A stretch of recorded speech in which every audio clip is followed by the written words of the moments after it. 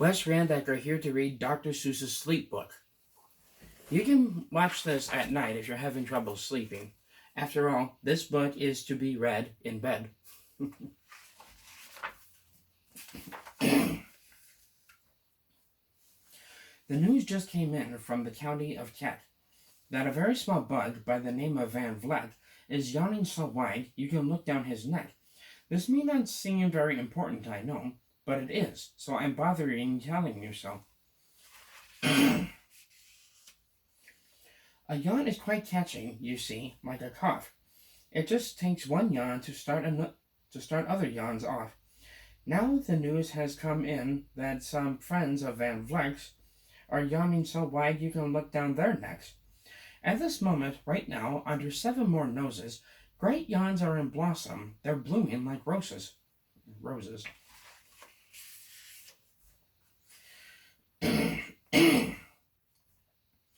The yawn of that one little bug is still spreading. According to the latest reports, it is heading across the wide fields, through the sleepy night air, across the whole country, toward every which way. And people are gradually starting to say, I feel rather drowsy. I've had quite a day. Creatures are starting to think about rest. 2 biffer-bone birds are now building their nests. They do it each night, and quite often I wonder how they do this big job without making a blunder. But that is their problem, not yours and not mine.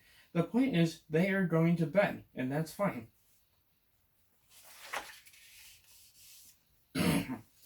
Sleep thoughts are spreading throughout the whole land.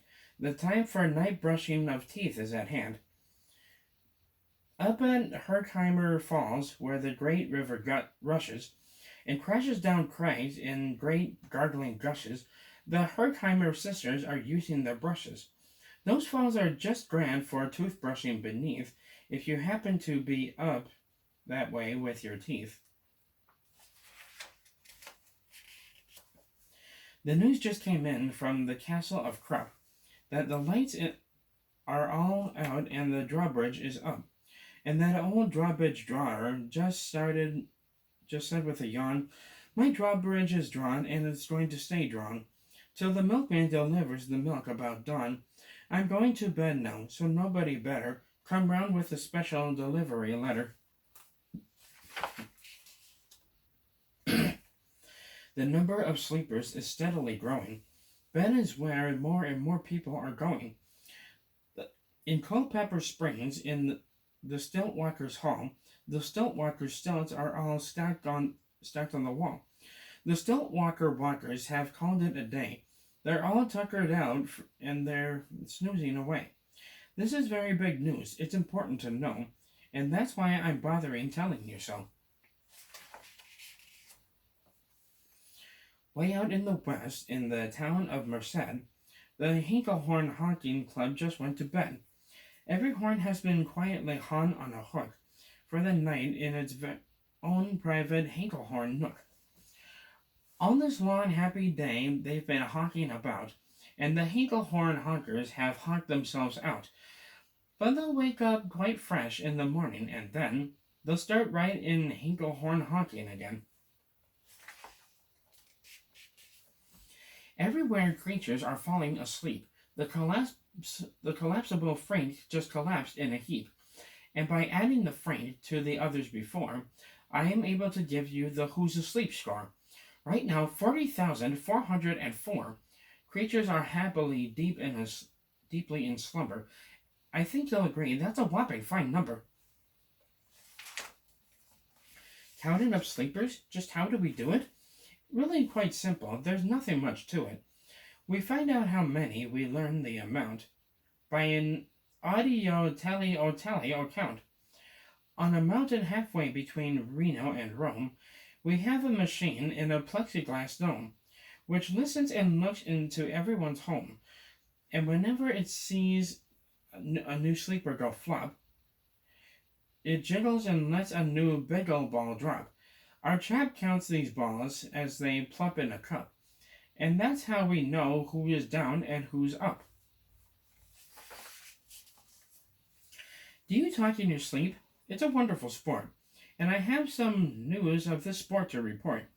The world champion sleep talkers Joe and Mo Redzov have just gone to sleep and they're talking their heads off. For 55 years now, each chattering brother has babbled and gabbled all night to the other. They've talked about laws, and they've talked about gauze, and they've talked about paws, and they've talked about flaws.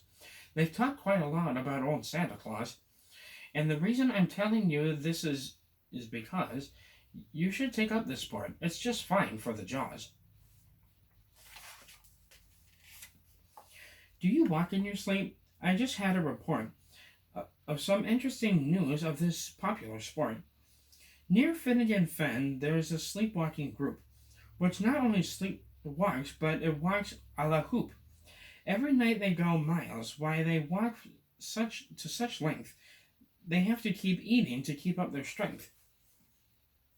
So every so often, one puts down his hoop, stops hooping, and does some quick snooping for soup. That's why they are known as the Hoop Soup Snoop Group. Sleepwalking too are the curious Crandalls, who sleepwalk on hills with assorted sized candles. The Crandalls walk nightly in slumbering peace, in spite of slight burns from the hot dripping grease. The Crandalls wear candles because they walk far, and if they wake up, want to see where they are. Now the news has arrived from the Valley of Vale that a Chippendale mug has just bitten his tail, which he does every night before shutting his eyes. Such nipping sounds silly, but really it's wise. He has no alarm clock, so this is the way. He makes sure that he'll wake at the right time of day. His tail is so long he won't feel any pain till the nip makes the trip and gets up to his brain. In exactly 8 hours, the Chippendale mug will at last feel the bite and yell, "Ouch!" and wake up.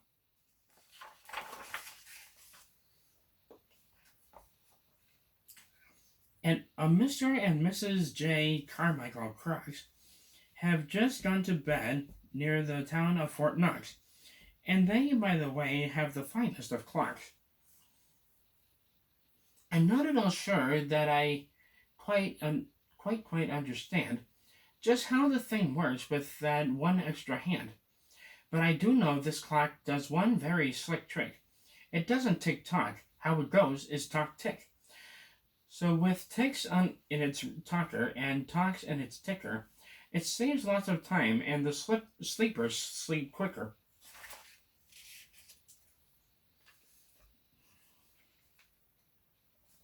What a fine night for sleeping. From all that I hear, is the best night for sleeping in many a year.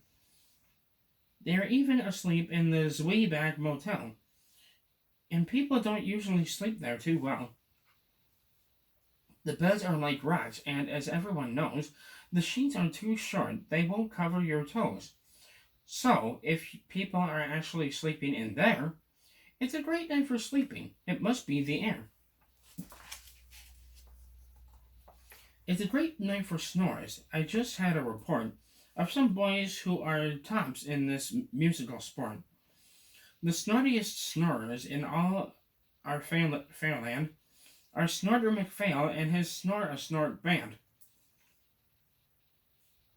This band can snore Dixie and Old Swanee River so loud it would make 40 elephants shiver.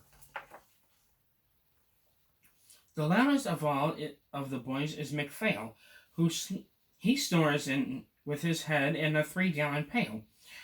So they snore in a cave 20 miles out of town. If they snored closer in, they would snore the town down. Do you know who's asleep? Out in Funa Laguna? 2 very nice Funa Laguna baboona. We've added them into our Who's Asleep count, which has grown to a really amazing amount. Exactly 8,808 creatures are sleeping now. Isn't that great? Jed is in bed, and the bed of a jet is the softest of beds in the world, it is said. He makes it from pom-poms he grows on his head, and he's sleeping right now on the softest of fluff, completely exhausted from growing the stuff. The, the news has come in from the district of Doft. Now 2 oft are asleep, and they're sleeping aloft. And how are they able to sleep off the ground? I'll tell you. I'll tell you. I weighed one last week, and I found that an oft is so light he weighs minus 1 pound. Someone please pull at 8 a.m. Thanks. This one too, please. A moose is asleep. He is dreaming of moose drinks. A goose is asleep. He is dreaming of goose drinks. That's well and good when a moose dreams of moose juice, and nothing goes wrong when a goose dreams of goose juice. But it isn't too good when a moose and a goose start dreaming they're drinking the other one's juice.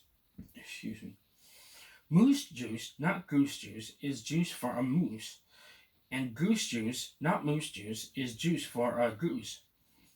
So when goose gets a mouthful of juices of mooses, and moose gets a mouthful of juices of gooses, they always fall out of their bed screaming screams. So, I'm warning you now, never drink in your dreams.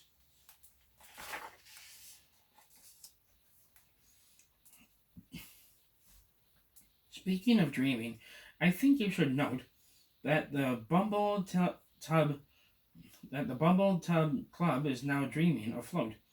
Every night they go dreaming down Bumble Tub Creek, except for one night every 3rd or 4th week, when they stop for repairs because their bumble tubs leak.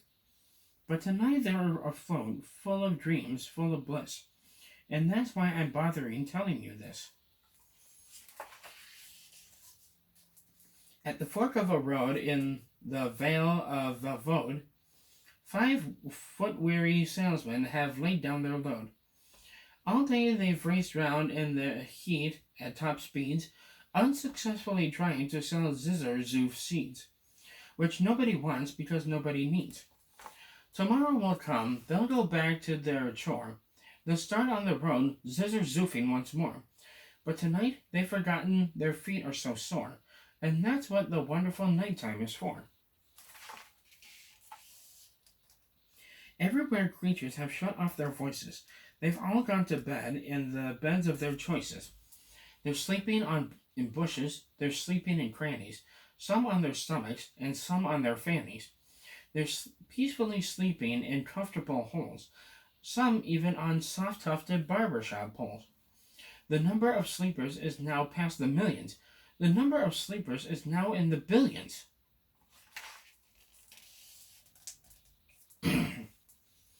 They're sleeping on steps and on strings and on floors, in mailboxes, ships, and the keyholes of doors. Every worm on a fish hook is safe for the night. Every fish in the sea is too sleepy to bite. Every whale in the ocean has turned off his spout. Every light between here and Farfoodle is out. And now, adding things up, we are way beyond billions. Our Who's Asleep score is now up in the zillions. 99 zillion, 9 trillion, and 2 creatures are sleeping. So how about you? When you put out your light, then the number will be 99 zillion, 9 trillion, and 3. Good night. Take care of yourselves and each other, and goodbye.